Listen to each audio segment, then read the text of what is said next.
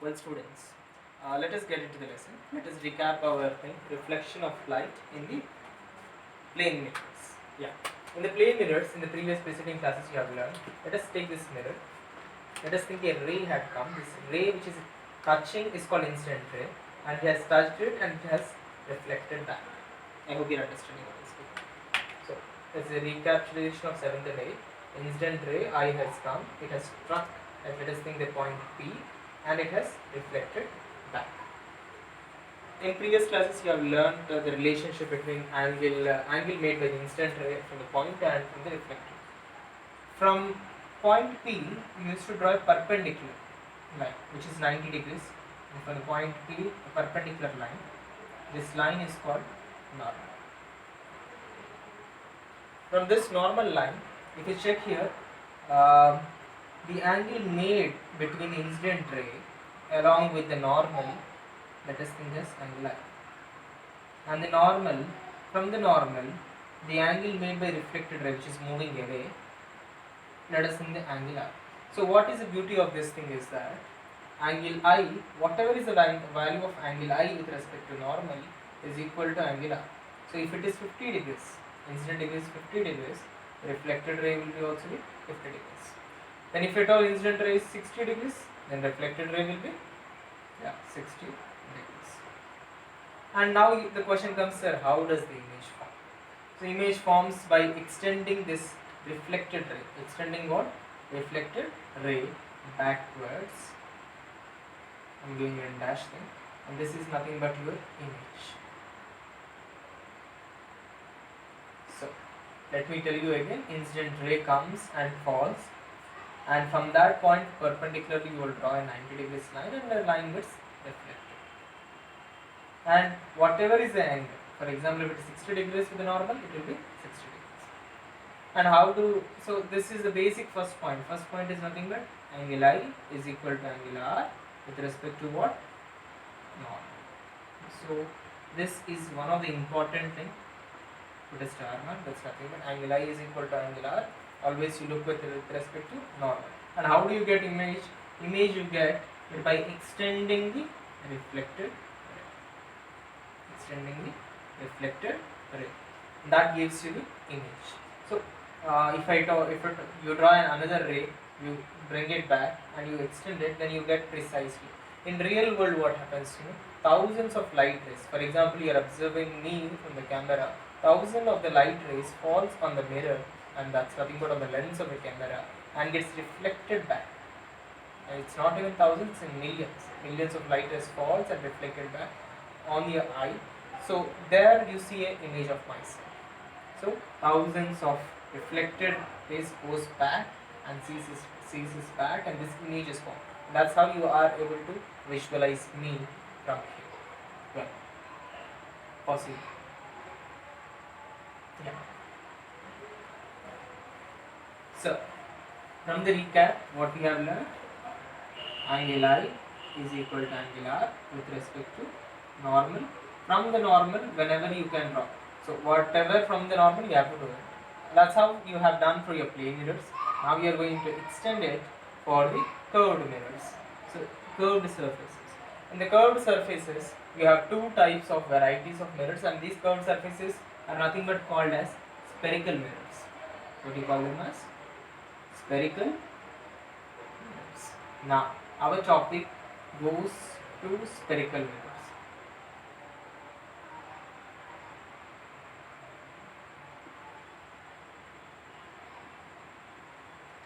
So, spherical mirrors are of two types, broadly divided into two types.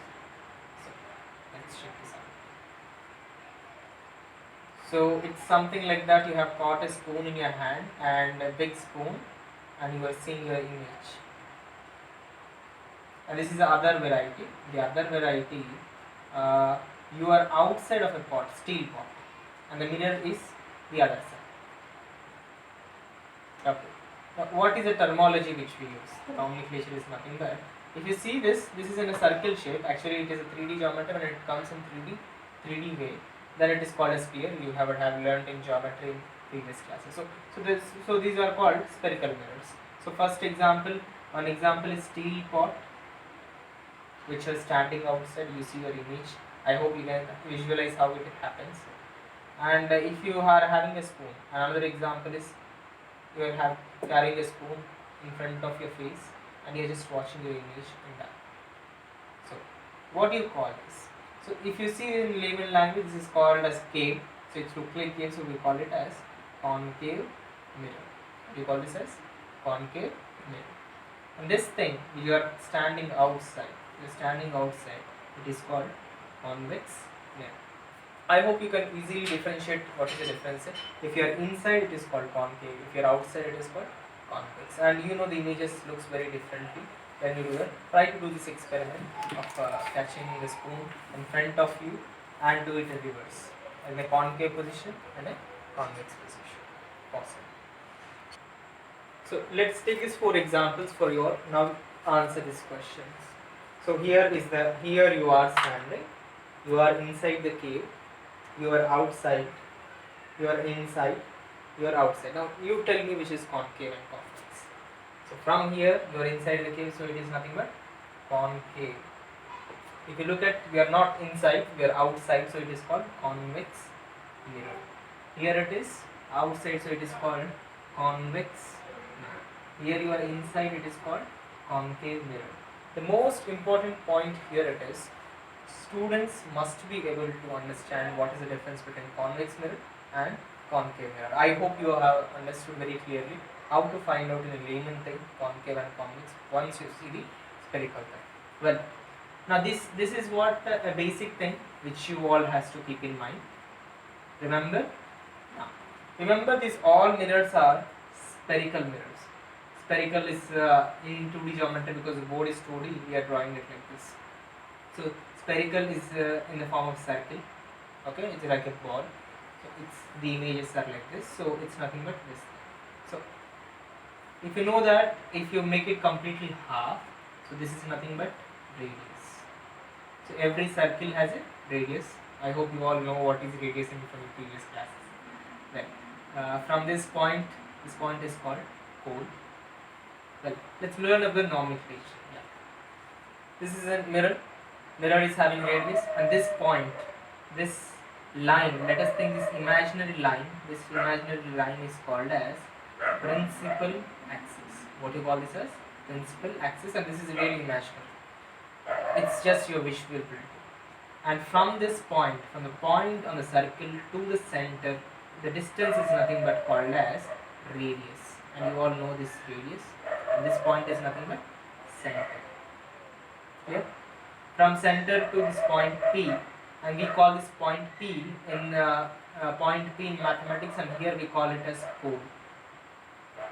So center to pole, the distance is nothing but radius. Another important point comes here as this thing. So let us think the radius is 10 centimeters.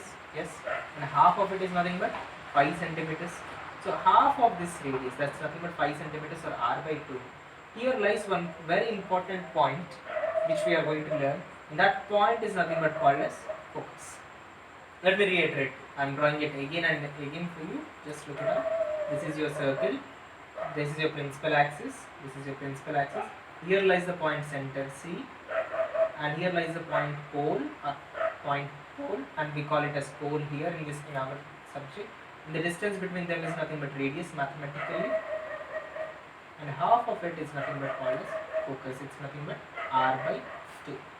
So only 3 things you have to remember: center, focus, pole. Here, yeah.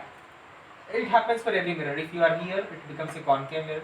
If you are outside, it is nothing but convex mirror. Irrespective of mirror, whether it is concave and convex, the terminology, the nomenclature, that means names, are same. Okay. This comes for the topic of our spherical mirror and basics. Now you learned what is a spherical mirror. That's nothing but curved surface of realism. And now we have learned about reflection. What is reflection? In a broad layman language, I told you one thing. Angle I is equal to angle R with respect to normal. And second thing is nothing but to get the image, you will bring back the reflected ray backside. So this formula, that's nothing but angle I is equal to angle R with respect to normal.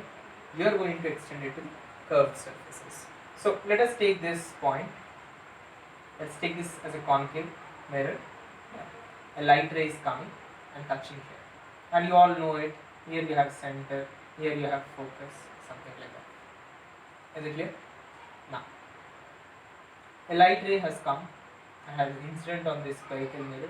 Now, to find the reflection, now what you have to find is that in this spherical mirror you have to find the reflection of this ray. So what is reflection? Angular is equal to angular with respect to normal. Now question comes, you can't draw a straight line. So now comes the question, how do you detect the normal? Here is a basic thing. Wherever the point touches, draw. Take this point as A, okay? Draw a line directly to the center, and that becomes your normal. If we come back again, a incident ray has fallen. From that point, you will draw a line from that point A to center, and that becomes your normal. Now, you got your normal, and you know that angle I is equal to angle R with respect to normal. Here, if it is 50 degrees, the downwards will also be 50 degrees. Angle I is 50 degrees, and angle R also will be 50 degrees. I hope you understand the point. Let me reiterate that a line has been touching there at the point A, and you don't know where the normal is. So what you have done, from the center you draw a line that becomes your normal, and you have applied your own reflection formula, angle I is equal to angle R, and now you have got your incident ray as well as your reflected ray. But let us extend this same thing for your convex mirror. Same thing, convex mirror, which means you are standing outside. Okay, you are standing outside, the light ray has fallen here. Here you have the center point C. Now here is a point A, you don't know where it is actually. So now you don't know normal. Now what you are doing, simple thing. From center you draw just a line, that's nothing but your normal. And you know what is the reflection formula? Angle I is equal to angle R. 50 degrees is equal to 50 degrees. And if you see the difference in here, if you see that, again I am coming back. A light ray has fallen here. It has touched point A. From there, from A, you have drawn a line, straight line. And that has become your normal. Angle I is equal to angle R. So there is nothing thing. Once you get the normal, you are using your previous class thing. Angle I is equal to angle R here. And that shows you how to draw a basic ray diagram. Okay. Now, one more interesting point. If you see in a concave mirror, the light ray comes here and you draw the normal for the center, and you have seen. Here, the light ray is converging, it is coming inside. So this is nothing but called converging rays. Whereas if you see here, the light ray is coming incidenting and reflecting away, it's going away somewhere. So that is nothing but called divergence. Divergence in general terminology is nothing but drifting away or moving away. If you see this light ray is moving away. So these rays are divergence rays, whereas in a concave mirror they are converging rays. Well, I hope you have understood this point. Pause here. ఎంత time ఎంత